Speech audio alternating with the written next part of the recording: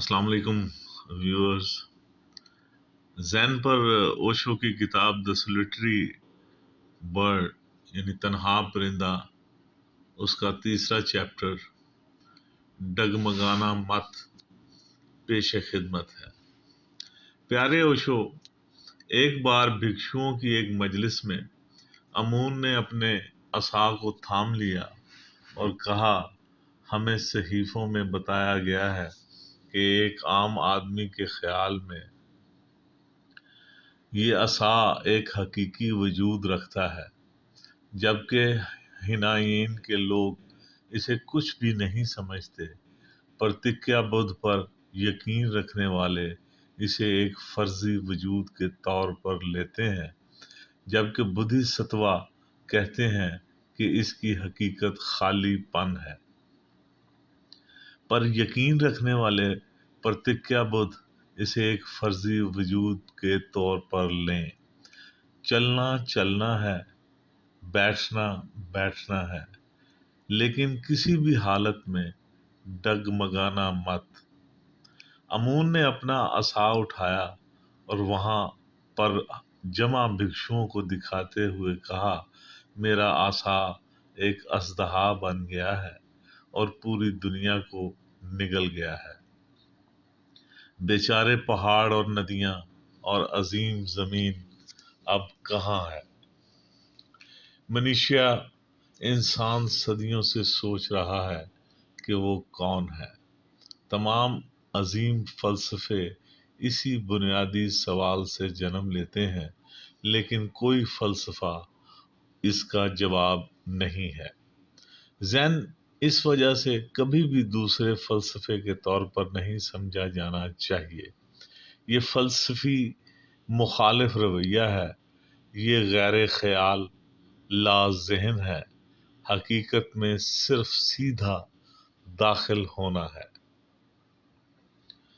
دماغ کو چکر لگانے کی عادت ہے، اس کا وجود محیط ہے، یہ صرف اپنے آپ کے طواف پر موجود ہے۔ جس لمحے آپ اپنے مرکز کی طرف چھلانگ لگاتے ہیں وہ غائب ہو جاتا ہے۔ یہ آپ کے ساتھ اندر نہیں جا سکتا، آپ کے اندر، یہ آپ کے ساتھ سب سے دور ستارے کی طرف نہیں جا سکتا۔ اور جہاں تک مقصدی تحقیق کا تعلق ہے، یہ ایک بہترین ساتھی ہے، لیکن وہی ساتھی سب سے بڑی رکاوٹ بن جاتا ہے جب آپ باہر سے مڑ کر اندر تلاش کرنے لگتے ہیں۔ دماغ بیرونی تحقیقات کا آلہ ہے، یہ فکری آپ کی اندرونی دنیا کا دروازہ کھولتا ہے۔ بے فکری آپ کی اندرونی دنیا کا دروازہ کھولتی ہے۔ آپ صرف جسم نہیں ہیں اور آپ صرف دماغ نہیں ہیں، آپ بہت زیادہ ہیں۔ آپ ایک معمہ ہے جو کبھی کسی زبان میں ختم نہیں ہو سکتا۔ یہ کہانیاں آپ کی اندرونی دنیا کی اس ناقابل بیان حقیقت کو آپ کے نوٹس میں لانے کی ہمدردی کی کوششیں ہیں۔ ایک بار بھکشوؤں کی ایک مجلس میں امون نے اپنا عصا تھام لیا اور کہا، ہمیں صحیفوں میں بتایا گیا ہے کہ ایک آدمی کے خیال میں عصا ایک حقیقی وجود رکھتا ہے، جبکہ ہنائین کے لوگ اسے کچھ بھی نہیں سمجھتے۔ پرتکیا بدھ پر یقین رکھنے والے اسے ایک فرضی وجود کے طور پر لیتے ہیں۔ پرتیک بدھاس، ہینایانا، شنکرا، بریڈلی اور بہت سے فلسفی ہیں جو یہ سمجھتے ہیں کہ جو دنیا آپ دیکھتے ہیں وہ صرف خوابوں جیسی چیزوں سے بنی ہے۔ یہ کچھ بھی نہیں ہے، اگرچہ وہ ایسا کہتے ہیں، لیکن ان کے طرز عمل سے ان کا فلسفہ ثابت نہیں ہوتا۔ یہاں تک کہ بریڈلی جب اپنے گھر سے باہر جاتا ہے تو دیواروں میں سے گزر کر نہیں جاتا، وہ دروازہ تلاش کرتا ہے۔ اگر دیوار خوابوں جیسی چیزوں سے بنی ہے تو دروازے کی فکر کیوں؟ ذرا دیوار میں سے گزرو۔ اگر آپ کا موقف واقعی درست ہے تو آپ پہاڑ میں سے گزر سکتے ہیں۔ آپ کیوں کھاتے پیتے ہیں؟ اپنے جسم پر کپڑے کیوں پہنتے ہیں جب سب کچھ نہیں ہے؟ ان فلسفوں کو ایک لفظ تک محدود کیا جا سکتا ہے، اور وہ ہے مایا یا وہم۔ سب کچھ وہم ہے، اور وہم پر اصرار کی بہت باریک وجہ ہے۔ وہ چاہتے ہیں کہ تم دنیا کو چھوڑ دو کیونکہ یہ وہم ہے۔ جہاں تک میرا تعلق ہے، اگر یہ وہم ہے تو اسے ترک کرنے کی ضرورت نہیں۔ یہ وہاں نہیں ہے۔ تم کیا ترک کر رہے ہو؟ اسے ترک کرنے کی آپ کی بہت کوشش اسے حقیقت بنا دیتی ہے۔ تمام بھکشو اور اولیاء جنہوں نے دنیا کو ترک کیا ہے، انہوں نے یہ سند دی ہے کہ دنیا حقیقی ہے۔ تم خوابوں کو ترک نہ کرو۔ میں نے انسانیت کی پوری تاریخ میں کبھی کسی ایک آدمی کو اپنے خوابوں کو ترک کرتے ہوئے نہیں سنا۔ ایک شخص صرف جاگتا ہے، ادھر ادھر دیکھتا ہے اور پاتا ہے کہ کوئی خواب نہیں ہے۔ وہ صرف سو رہا ہے، اب وہ جاگ رہا ہے۔ جو نہیں ہے اسے ترک کرنے کی ضرورت نہیں۔ لیکن یہ تمام فلسفی ہر چیز اور ہر دلیل سے یہ ثابت کرنے کی کوشش کر رہے تھے کہ سب کچھ غیر حقیقی ہے۔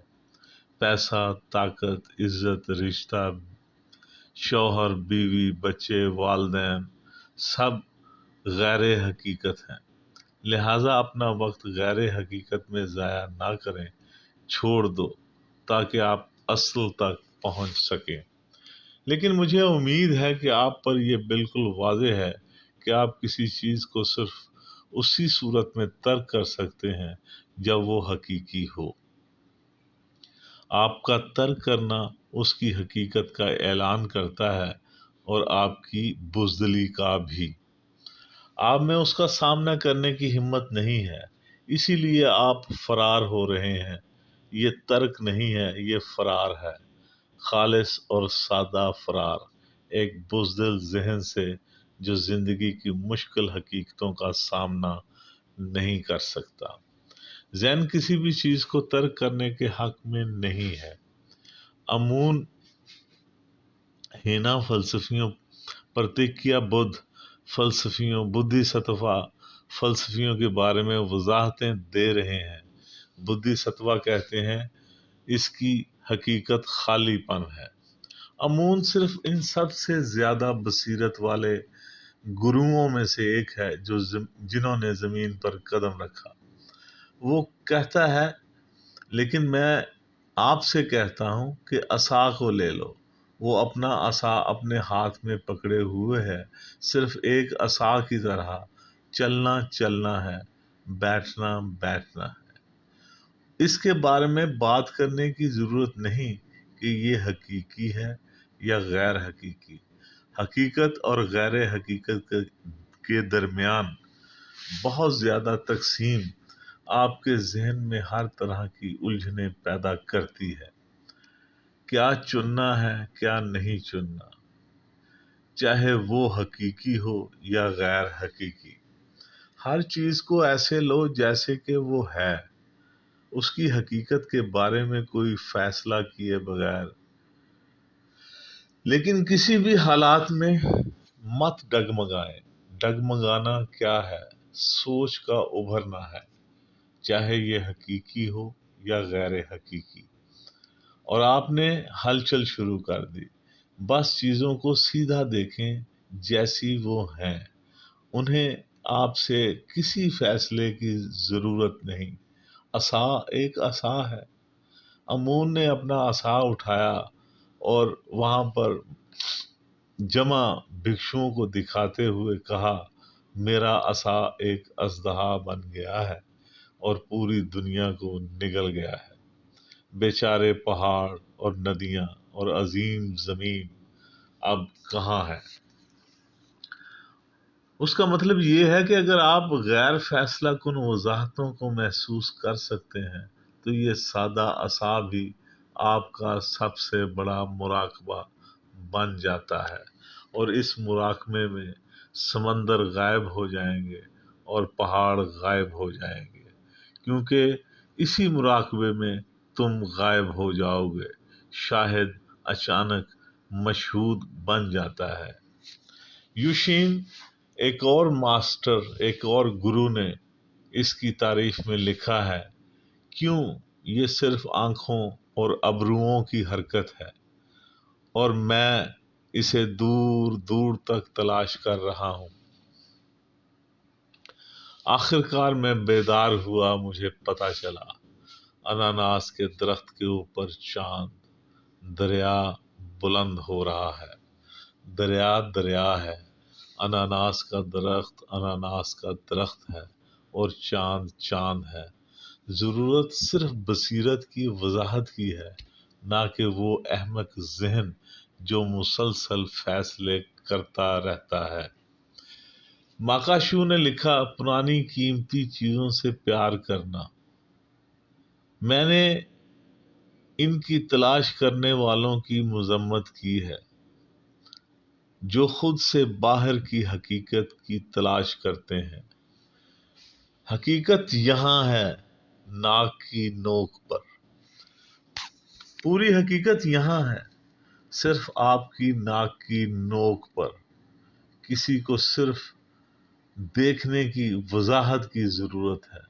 یہ دور نہیں، قریب بھی نہیں، بس تمہارا وجود ہے اور تمہارے دل کی دھڑکن ہے۔ عیسیٰ نے لکھا، بدھ کے قانون کی چمک پتوں کی شبنم میں۔ اگر آپ کے پاس صاف بصیرت ہے تو صبح سویرے سورج جب چمکتا ہے، جب کمل کی پتی پر شبنم کے موتی چمکتے ہیں اور آپ ان کو دیکھتے ہیں، آپ نے بدھ کی پوری تعلیم دیکھ لی ہے۔ لیکن آپ کی آنکھیں ابر آلود نہیں ہونی چاہیے۔ خیالات آپ کے بادل ہیں۔ مراقبہ آپ کے خیالات کو دور کرنے، اپنے شعور کو صاف کرنے اور عکاس رکھنے کے سوا اور کچھ نہیں ہے۔ آپ کا بہت بہت شکریہ۔